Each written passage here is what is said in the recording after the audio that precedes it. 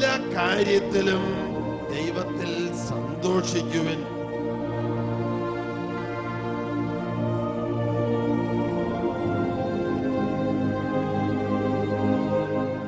നിങ്ങൾ ആർക്കു വേണ്ടി ചോദിക്കുന്നുവോ ആ 10,000-ങ്ങൾക്ക് പരിശുദ്ധാത്മാവിന്റെ നിറവ് കൊടുക്കാൻ ദൈവം പദ്ധതിയിട്ടിരിക്കുന്നു. ഹല്ലേലൂയ.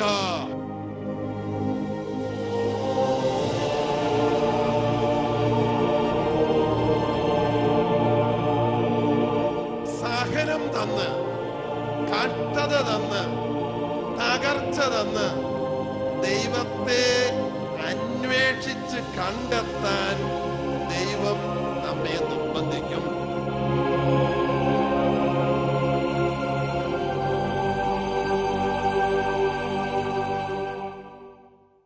പ്രിയപ്പെട്ടവരെ, ഏറ്റവും നീചമായ കൊലപാതകം ചെയ്യുന്നവരോട് ഉള്ള ക്രിസ്തീയ സമീപനം എന്താണ്? കുരിശിൽ കിടന്ന് യേശു സംസാരിച്ച 7 വചനങ്ങളിൽ ഒന്നാമത്തെ വചനം ലൂക്ക 24:34. പിതാവേ, ഇവർ ചെയ്യുന്നത് എന്താണെന്ന് ഇവരറിയുന്നില്ല. ഇവരെ ശിക്ഷിച്ച് നശിപ്പിക്കരുതേ, ഇവരെ രക്ഷിക്കണമേ, ഇവരോട് ക്ഷമിക്കണമേ. കുരിശിൽ കിടന്ന് മരിക്കുന്നവൻ, അനന്തമായ പീഡ സഹിച്ച് മരിക്കുന്ന യേശു കുരിശിൽ കിടന്ന് ആദ്യം സംസാരിച്ച വചനം ശത്രുവിനെ അനുഗ്രഹിക്കുന്ന പ്രാർത്ഥന, ക്ഷമിക്കുന്ന പ്രാർത്ഥന. ഇതാണ് ദൈവം അനന്ത സ്നേഹമാണ്, അനന്ത കരുണയാണ്, അനന്ത നന്മയാണ് എന്നെല്ലാം പറയുമ്പോൾ നമ്മൾ തിരിച്ചറിയുന്നത് ഒരാൾ പോലും നശിച്ചു പോകുവാൻ നമ്മുടെ ദൈവം ആഗ്രഹിക്കുന്നില്ല. മറിച്ച് എല്ലാവരും രക്ഷ പ്രാപിക്കുവാൻ ദൈവം ആഗ്രഹിക്കുന്നു. Price the Lord. രക്ഷ എന്ന് പറഞ്ഞാൽ എന്താണ്?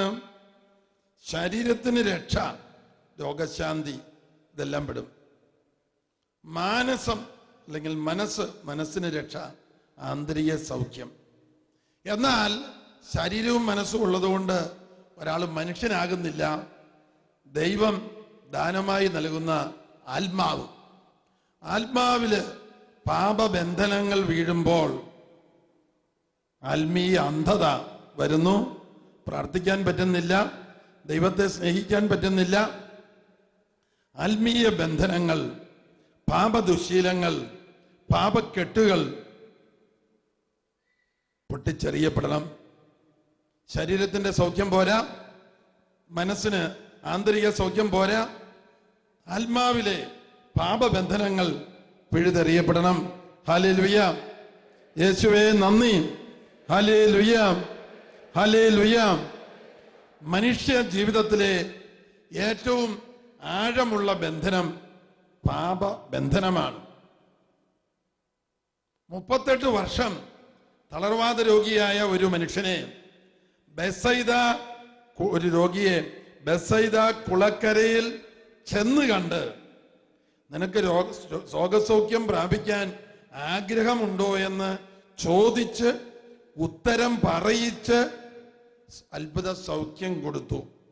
38 വർഷം തളർവാദ രോഗിയായ ആ മനുഷ്യൻ സൗഖ്യം പ്രാപിച്ച് എഴുന്നേറ്റ് നടന്ന് ജനക്കൂട്ടത്തിൽ മറഞ്ഞു. എന്നാൽ പിന്നീട് ജനക്കൂട്ടത്തിന്റെ നടുവിൽ വെച്ച് ഈശോ അവനെ കണ്ടു. അവനോടൊരു വാചകം പറഞ്ഞു, ഇനിയും മോശമായത് ഒന്നും സംഭവിക്കാതിരിക്കാൻ ഇനിമേലിൽ പാപം ചെയ്യരുത്. ദൈവത്തെ മറന്നുള്ള ജീവിതം, ദൈവവചനം അവഗണിച്ചുകൊണ്ടുള്ള ജീവിതം, 24 മണിക്കൂറില് 10-1 സമയം പോലും ദൈവത്തിന് കൊടുക്കാനില്ലാത്ത ജീവിതം. Price the Lord. യൂറോപ്പ് ധാർമ്മികമായി അധപ്പതിച്ച് തകർന്നു കഴിയുന്ന കാലത്താണ് സെന്റ് ബെനഡിക്റ്റ് രംഗപ്രവേശനം ചെയ്തത്. ഒരുപാട് നാള് വനാന്തരത്തിൽ പോയി ഒളിച്ചിരുന്ന് തപസ് ചെയ്ത് പ്രാർത്ഥിച്ച് ഒരു ആത്മീയ ശുശ്രൂഷ പദ്ധതിയുമായിട്ട് രംഗത്ത് വന്നയാളാണ്. അദ്ദേഹം ഒരു സന്യാസ സഭ സ്ഥാപിച്ചു. അദ്ദേഹത്തിൻ്റെ അനുയായികളോട് അദ്ദേഹം പറയുമായിരുന്നു, നിങ്ങൾ 8 മണിക്കൂർ ജോലി ചെയ്തുകൊള്ളുക, ഇന്റർനാഷണൽ ടൈം ഫോർ വർക്ക്. 8 മണിക്കൂർ വിശ്രമിച്ചു കൊള്ളുക, ഉറങ്ങുക, ഭക്ഷണം കഴിക്കുക. 8 മണിക്കൂർ ദൈവത്തിനായി മാറ്റിവെക്കുക. 1/3 സമയം ദൈവവചനം പഠിക്കുവാൻ, ധ്യാനിക്കുവാൻ, ദൈവത്തോട് ബന്ധപ്പെടുവാൻ, സ്തുതിപ്പും നന്ദിയും അർപ്പിക്കുവാൻ, മറ്റുള്ളവർക്ക് വേണ്ടി മധ്യസ്ഥം വഹിച്ചു പ്രാർത്ഥിക്കുവാൻ, നിത്യജീവന് വേണ്ടി ഒരുങ്ങുവാൻ നിങ്ങൾ 8 മണിക്കൂർ വിനിയോഗിക്കണം. 8 മണിക്കൂറിന്റെ പകുതി എത്രയാണ്? 4 മണിക്കൂർ. അതിന്റെ പകുതി എത്രയാണ്? 2 മണിക്കൂർ. കുറഞ്ഞ പക്ഷം ഒരു 2 മണിക്കൂറിൽ നമ്മൾ തുടങ്ങണം. 10/1 സമയം, അരമണിക്കൂർ 2 നേരം ബൈബിളുമായിട്ട് ബന്ധപ്പെട്ട പുസ്തകങ്ങളും വായിച്ച് നല്ല നല്ല വചനങ്ങൾ കുറിച്ചു വെച്ച് പിന്നീട് അത് ഏറ്റുപറഞ്ഞ് വചന അഭിഷേകം പ്രാപിക്കണം. Praise the Lord. വ്യക്തിപരമായ പ്രാർത്ഥന, കുടുംബ പ്രാർത്ഥന സാധിക്കുമെങ്കിൽ എല്ലാ ദിവസവും ദിവ്യബലിയിൽ സംബന്ധിക്കുക.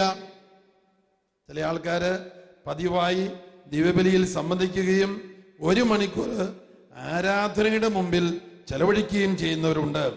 Price the Lord. Hallelujah.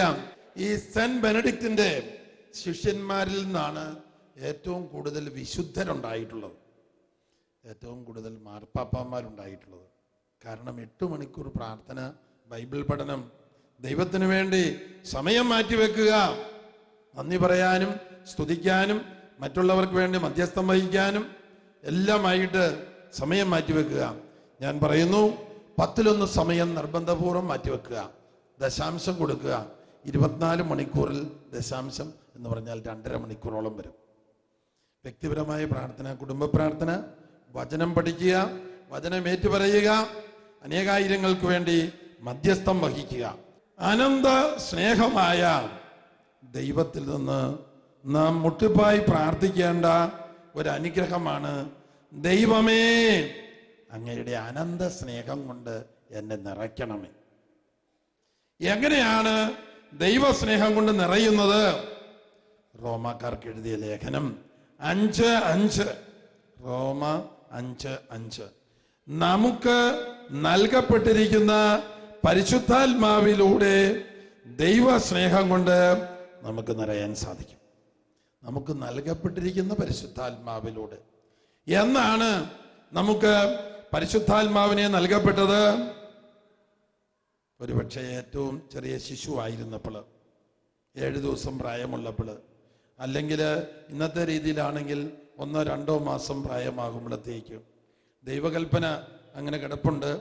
Mathai 19:14, ശിശുക്കൾ എൻ്റെ അടുക്കൽ കൊണ്ടുവരാൻ അനുവദിക്കുക, അവരെ പോലെയുള്ളവരുടേതാണ് സ്വർഗരാജ്യം. പരിശുദ്ധാത്മാവ്. മത്തായി 10:19-14, ശിശുക്കൾ എൻ്റെ അടുക്കൽ കൊണ്ടുവരാൻ അനുവദിക്കുക, അവരെ പോലെയുള്ളവരുടേതാണ് ദൈവരാജ്യം. അപ്പോൾ ശിശു മാമോദീസ സഭ ഔദ്യോഗികമായി അംഗീകരിക്കുന്നതും പഠിപ്പിക്കുന്നതും. അങ്ങനെ ഒരു ശിശു മാമോദീസ സ്വീകരിച്ച ഒരു വ്യക്തിയാണ് ഞാനും നിങ്ങളെല്ലാവരും തന്നെ. എന്നാൽ 1966 എനിക്ക് 20ാമത്തെ വയസ്സാണ്. അന്ന് ഞാൻ കോളേജിൽ പഠിക്കുന്ന കാലമാണ്. സെമിനാരിയിൽ ചേർന്ന ശേഷം എറണാകുളത്ത് സെന്റ് ആൽബർട്ട്സ് കോളേജിൽ ചേർന്ന് പഠിക്കുന്നു, BSc പഠിക്കുന്നു. അങ്ങനെ പഠിക്കുന്ന ഒരവസരത്തിൽ എനിക്ക് അതിനു മുമ്പുണ്ടാകാത്ത ഒരു അതിമോഹമുണ്ടായി. പ്രീ യൂണിവേഴ്സിറ്റിയുടെ അവസാനത്തെ ബാച്ച് പഠിച്ചയാളാണ് ഞാൻ. പ്രീ ഡിഗ്രി തുടങ്ങുന്നതിന് മുമ്പ് അന്ന് ഞാൻ ആഗ്രഹിക്കാതെയും പ്രതീക്ഷിക്കാതെയും വേണ്ടവണ്ണം പഠിക്കാതെയും എന്ന് വേണേൽ പറയാം, നല്ല ഫസ്റ്റ് ക്ലാസ് കിട്ടി എനിക്ക്. ഒരിക്കല് സെമിനാരിയിൽ ചേർന്ന ശേഷം ദീപിക പത്രം എടുത്ത് വായിക്കുമ്പോൾ ഒരു ചെറിയ തലക്കെട്ട്, ഇക്കൊല്ലം പ്രീ യൂണിവേഴ്സിറ്റി പാസ്സായവർക്ക് 48 സ്കോളർഷിപ്പ് കേരള യൂണിവേഴ്സിറ്റി കൊടുക്കുന്നു. ദീപികപത്രത്തിൽ വായിച്ചതാ. അപ്പം ആരോ എൻ്റെ ഉള്ളിൽ പറയുന്നു, അതിൽ ഒരു സ്കോളർഷിപ്പ് നിനക്കാണ്. എനിക്ക് BScക്കോ BAക്കോ പഠിക്കാൻ ആഗ്രഹമേ ഇല്ല. എനിക്ക് എൻ്റെ വൈദിക പഠനം പൂർത്തിയാക്കി വൈദികനാകണം. എങ്കിലും കർത്താവിൻ്റെ ആത്മാവ് എന്നോട് സംസാരിച്ചു. ഞങ്ങളുടെ ആലുവ വിൻസെൻഷൻ വിദ്യാഭവനിൽ പ്രായം ചെന്ന അച്ഛനാകാതെ നിൽക്കുന്ന ഒരു സന്യാസ സഹോദരനുണ്ടായിരുന്നു. ആ സഹോദരൻ്റെ അടുത്ത് എന്ന് ഞാൻ പറഞ്ഞു, കുഞ്ചരിയ ബ്രദർ എന്നാ പേര്, കുഞ്ചരിയ ബ്രദറെ, ഇങ്ങനെയൊരു സ്വരം കേട്ട് ഞാൻ ദീപിക പത്രത്തിലെ ഇന്ന തലക്കെട്ട് വായിക്കുമ്പോൾ കുഞ്ചരിയ ബ്രദർ പറഞ്ഞു, ഇന്ന് തന്നെ റക്ടറച്ചൻ്റെ അടുത്ത് പോയി പറയുക. വൈകുന്നേരം 7 മണിക്ക് ഞങ്ങളുടെ റക്ടറച്ചൻ 70 വയസ്സുള്ള പൗത്തിലച്ചൻ ദിവികാരുണ്യ ആരാധന എന്ന ലക്ഷക്കണക്കിന് കോപ്പികൾ വിതരണം ചെയ്ത പുസ്തകം പ്രസിദ്ധീകരിച്ച അച്ഛനാണ്. അച്ഛൻ നിന്നുകൊണ്ടാണ് പ്രാർത്ഥന, പ്രായം ചെന്നയാൾ. ഞാൻ വാതിൽ മുട്ടിച്ചെന്ന് പറഞ്ഞൊരു സുബിരച്ച, ഇങ്ങനെയൊരു സ്വരം ഇന്ന് ദീപികപത്രം വായിച്ചപ്പോൾ ഞാൻ കേട്ടു. അപ്പോൾ അച്ഛൻ പറഞ്ഞു, നാളെ കാലത്ത് കുർബാന കഴിഞ്ഞ് ബ്രേക്ക്ഫാസ്റ്റ് കഴിഞ്ഞ് നേരെ അങ്കമാലിക്ക് പോയി സുബ്രജൻ്റെ ആളത്തിനോട് വിവരം പറയാൻ പറഞ്ഞു. ഗൗരവമുള്ളൊരു കാര്യമല്ലേ, ദൈവസ്വരം കേൾക്കുന്ന കാര്യം. ഞാൻ അധികാലത്ത് അങ്ങനെ പോയി. ഞാൻ ജനറാളത്തിൻ്റെ അടുത്ത് ചെന്നു അങ്കമാലിയിൽ. അച്ഛൻ പറഞ്ഞു, ഇന്ന് തന്നെ ഈ വഴി എറണാകുളത്തിന് പോയിക്കൊള്ളുക. അവിടെ നമ്മുടെ ഒരു ആശ്രമമുണ്ട് പച്ചാളത്ത്, വിൻസെൻഷൻ ആശ്രമം. അവിടെ ചെന്ന് സുപ്പീരിയറച്ചനെ കണ്ട് വിവരം പറഞ്ഞ് നേരിട്ട് ആരെങ്കിലും കൂട്ടി അവിടുന്ന് എറണാകുളത്ത് സെൻറ് ആൽബർട്ട്സ് കോളേജിൽ പോയി അഡ്മിഷൻ എടുക്കുക. ഇതെല്ലാം അന്ന് തന്നെ പൂർത്തിയാക്കി. ഞാൻ തിരിച്ച് വീണ്ടും സെമിനാരി വന്ന് പെട്ടിയും പാണ്ടും എല്ലാം പിറക്കി ഞാൻ എറണാകുളത്തേക്ക് പിന്നീട് പോയി. അങ്ങനെ കോളേജിൽ പഠിക്കുന്ന കാലത്ത് ദൈവം എന്നോട് വീണ്ടും സംസാരിച്ചു.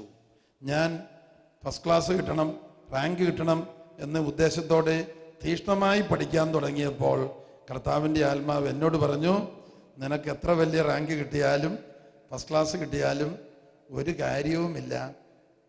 ദൈവാനുഭവമില്ലെങ്കിൽ, യേശു അനുഭവമില്ലെങ്കിൽ നിന്റെ വൈദിക ജീവിതം ഒരു പരാജയമായിരിക്കും.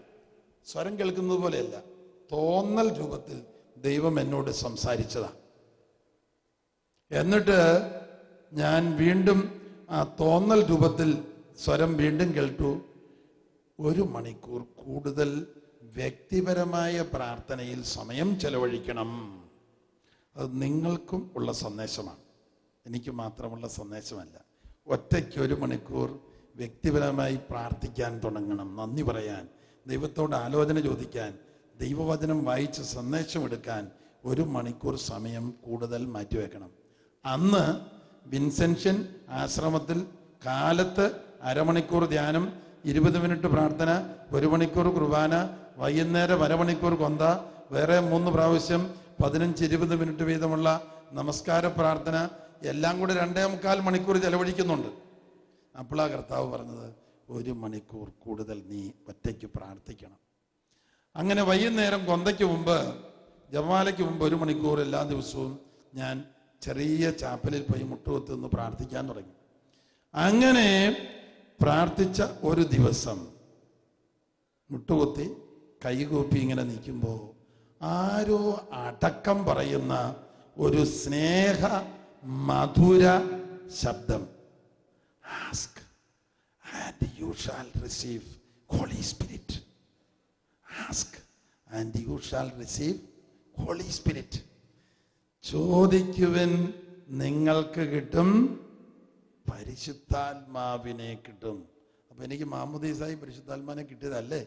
മുമ്പിലത്തെ ഓപ്പറേഷനുമായി പരിശുദ്ധാത്മാവിനെ കിട്ടിയതല്ലേ? എത്രയോ പ്രാവശ്യം കുമ്പസാരവും കുർബാനയൊക്കെ ഞാൻ സ്വീകരിച്ചിട്ടുണ്ട്. ഇതിന്റെ അർത്ഥം മനസ്സിലായില്ല. ഇടയ്ക്കിടയ്ക്ക് പ്രാർത്ഥിക്കുമായിരുന്നു. 3 കൊല്ലം കഴിഞ്ഞപ്പോഴേ കർത്താവ് അർത്ഥം മനസ്സിലാക്കി തന്നുള്ളൂ. ചോദിക്കുവൻ നിനക്ക് കിട്ടുമെന്നല്ല, നിങ്ങൾക്ക് കിട്ടുന്ന. ഈ വചനം കേൾക്കുന്ന എല്ലാവർക്കും ചോദിക്കുവിൻ നിങ്ങൾക്ക് കിട്ടും, പരിശുദ്ധാത്മാവിന്റെ നിറവ് ലഭിക്കും.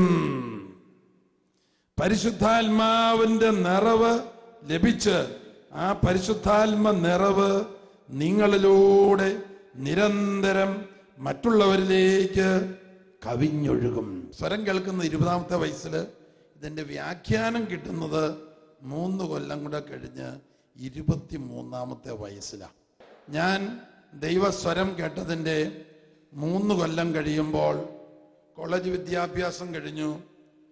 സെമിനാരിയിൽ 1 കൊല്ലം കൂടെ പഠിച്ചു. വയനാട്ടിലുള്ള മീനങ്ങാടിയിലുള്ള വിൻസെൻഷൻ നൊവിഷ്യേറ്റിൽ 1 കൊല്ലം പഠിക്കാൻ അങ്ങോട്ട് പോയി. 6 മാസം കഴിയുമ്പോൾ ഒരു പ്രഭാതത്തിൽ ഒരു ധ്യാന പുസ്തകം വായിച്ചുകൊണ്ട് മുട്ടുകുത്തി നിൽക്കുകയാണ്.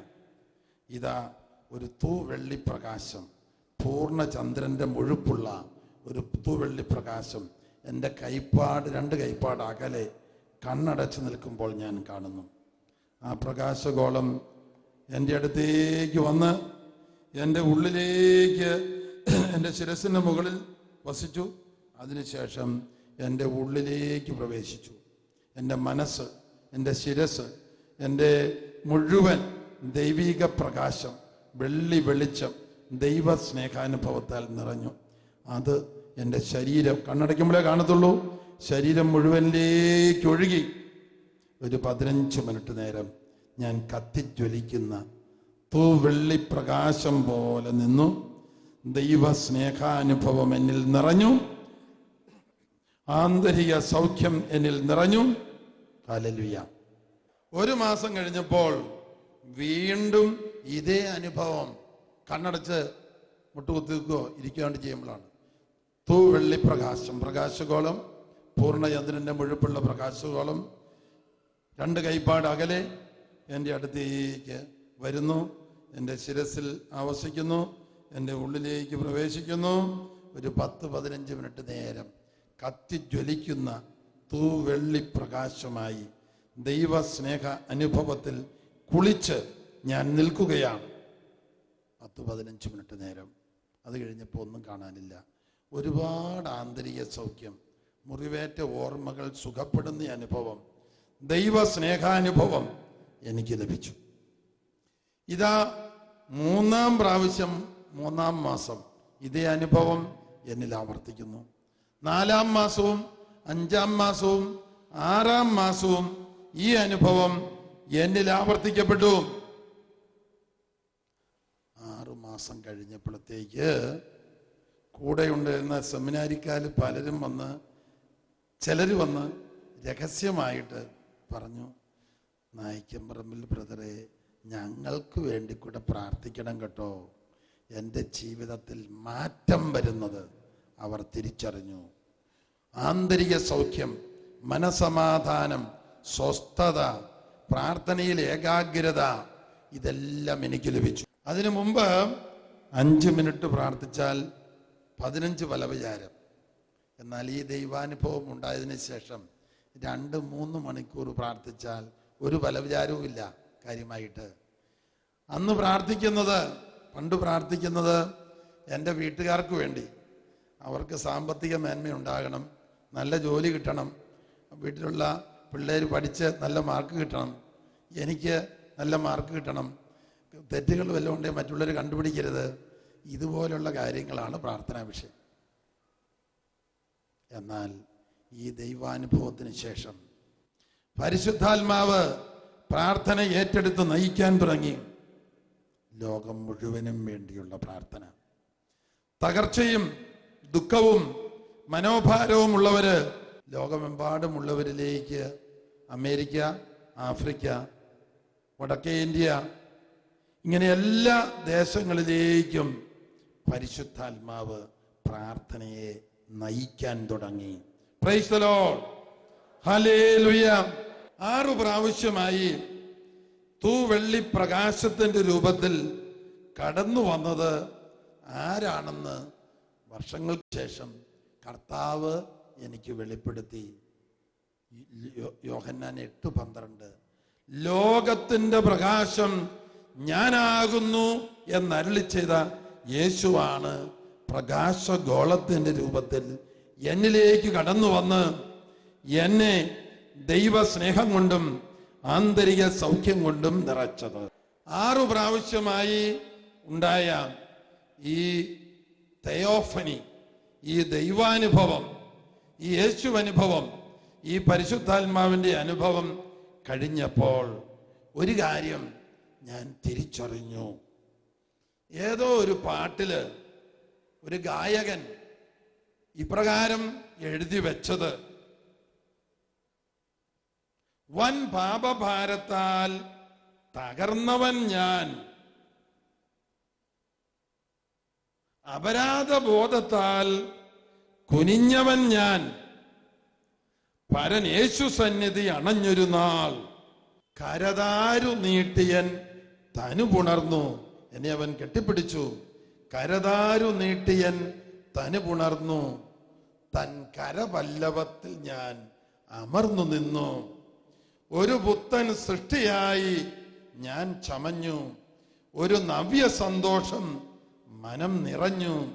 അപ്പോൾ പരിപൂർണ സൗഖ്യവും ഞാൻ അണിഞ്ഞു.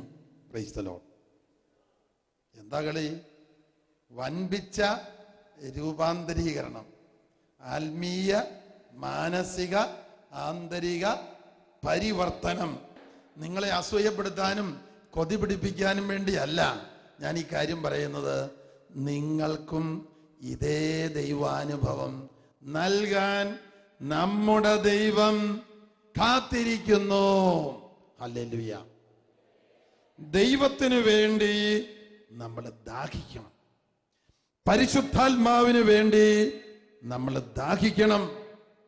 സങ്കീർത്തനം 42:1-2 നീർച്ചാലു തേടുന്ന മാൻപേടയെ പോലെ ദൈവമേ അങ്ങേക്കു വേണ്ടി എൻ്റെ ആത്മാവ് ദാഹിക്കുന്നു.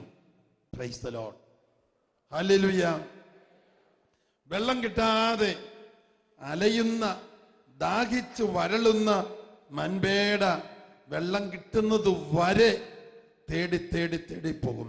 അതുപോലെ അനന്ത സ്നേഹമായ, അനന്ത നന്മയായ, അനന്ത കരുണയായ ദൈവമേ, നിന്നെ ദാഹിച്ച് തേടി ഞാനിതാ അലഞ്ഞ് അങ്ങയുടെ പക്കലേക്ക് വരുന്നു.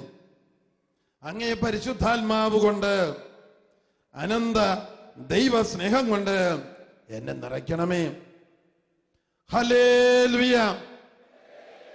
എന്റെ ആന്തരിക വ്യക്തിത്വത്തെ സുഖപ്പെടുത്തണമേ.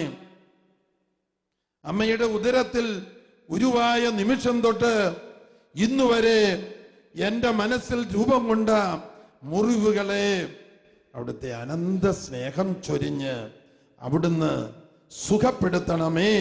Hallelujah, hallelujah. ഇങ്ങനെ ദൈവത്തെ കൊണ്ട് നിറയണമെങ്കിൽ നമ്മൾ എന്തു ചെയ്യണം? മലയിലെ പ്രസംഗത്തില് യേശു പറയുകയാണ്, ആത്മനാ ദരിദ്രർ ഭാഗ്യവാന്മാർ. വീട്ടിൽ കഞ്ഞി കുടിക്കാൻ നിവൃത്തിയില്ലാത്തവർ ഭാഗ്യവാന്മാരെന്നല്ല, കടബാധ്യത കൊണ്ട് കഷ്ടപ്പെടുന്നവർ ഭാഗ്യവാന്മാരെന്നല്ല, ആത്മനാ ദരിദ്രർ ഭാഗ്യവാന്മാർ. മത്തായി 5:3. Price the Lord. ഈ ലോക സമ്പത്തിൽ കണ്ണുവെക്കാത്തവർ ഭാഗ്യവാന്മാർ. ഇന്ന് വിദേശ രാജ്യങ്ങളിലേക്ക് ജോലിക്ക് പോകുന്നവരുണ്ട്, ഇന്ത്യയിലും കേരളത്തിലും ജോലി അന്വേഷിക്കുന്നവരുണ്ട്. എന്താണ് നിങ്ങളുടെ ലക്ഷ്യം എന്ന് ചോദിച്ചാൽ എല്ലാവർക്കും പറയാൻ ഒരു ഉത്തരമേ കാണുള്ളൂ: പണം, ധനസമ്പാദനം, വീട്ടിലെ പട്ടിണി മാറ്റണം, നല്ലൊരു വീട് പണിയണം, നല്ലൊരു കല്യാണം നടത്തണം, നല്ലൊരു കുടുംബജീവിതം പണിതുയർത്തണം, അധികം മക്കളൊന്നും ഉണ്ടാകരുത്, സുഖമായിട്ട് ജീവിക്കണം. ഇതൊക്കെ ഇന്നത്തെ ലക്ഷ്യം, ഈ ലോക സുഖം വർദ്ധിപ്പിക്കുക. എന്നാൽ ഈശോ പറയുന്നത് എന്താണ്? ദരിദ്രരെ നിങ്ങൾ ഭാഗ്യവാന്മാർ. ദരിദ്രർ ആരാണ്? വേദപുസ്തകത്തിലെ ദരിദ്രര് ദൈവമാണ് എൻ്റെ സമ്പത്ത് എന്ന് കരുതുന്നവനാണ്. യേശു എനിക്ക് മതിയായവൻ. Jesus is sufficient for me. യേശു എൻ്റെ കൂടെ ഉണ്ടെങ്കിൽ എനിക്കൊരു കുറവുമില്ല. ദൈവം എനിക്ക് മതിയായവൻ എന്ന് ചിന്തിക്കുന്ന വ്യക്തി, ഏറ്റുപറയുന്ന വ്യക്തിയാണ്. Price the Lord. Hallelujah, hallelujah, hallelujah. യേശുവേ നന്ദി, യേശുവേ നന്ദി. Hallelujah, hallelujah.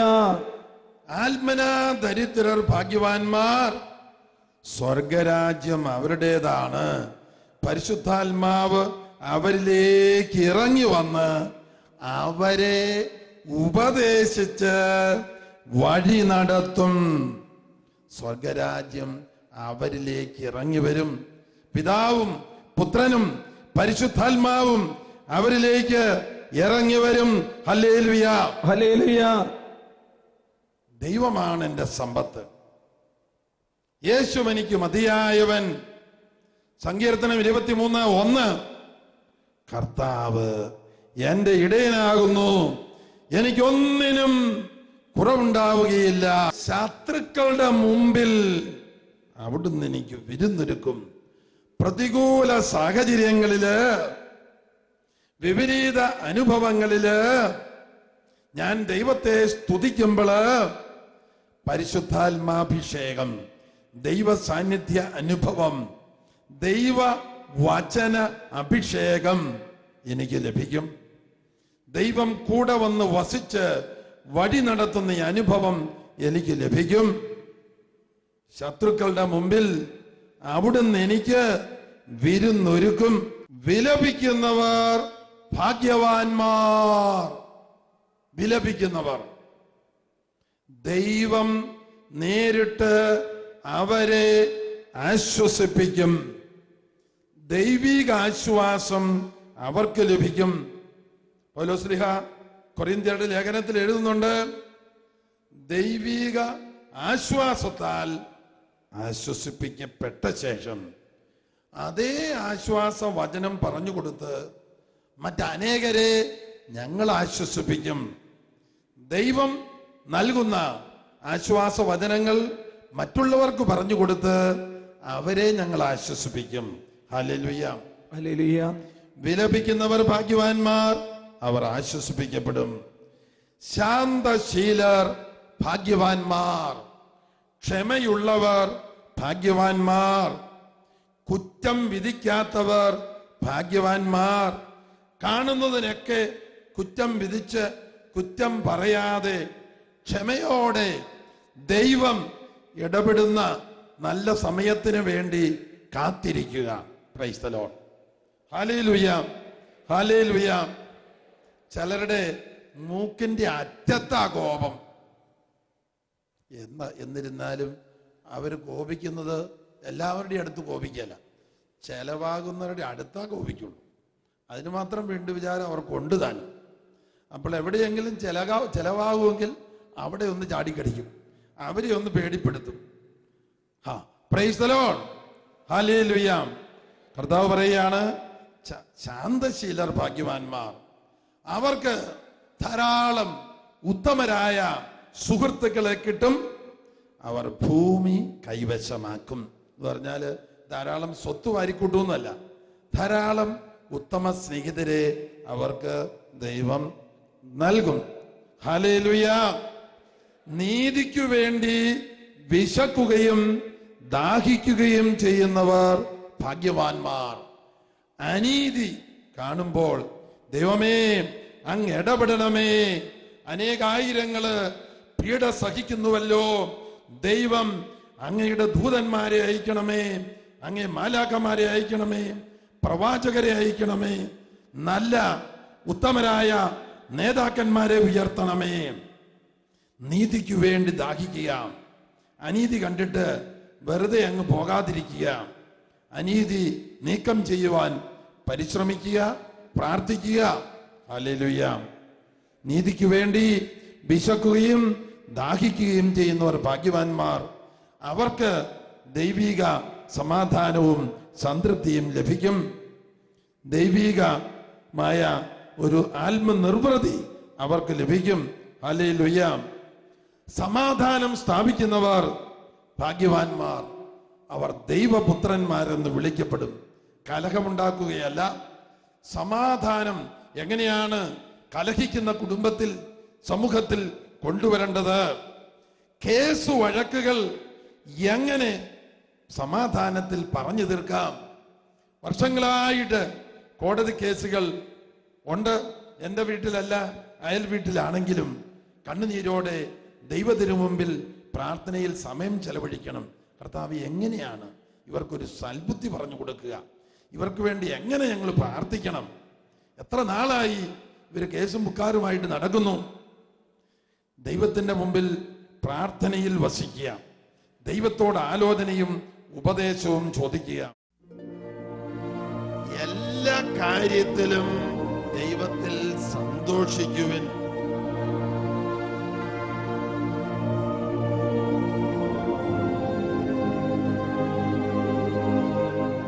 നിങ്ങൾ ആർക്കു വേണ്ടി ചോദിക്കുന്നുവോ ആ 10,000-ങ്ങൾക്ക് പരിശുദ്ധാത്മാവിന്റെ നിറവ് കൊടുക്കാൻ ദൈവം പദ്ധതിയിട്ടിരിക്കുന്നു. ഹല്ലേലൂയ.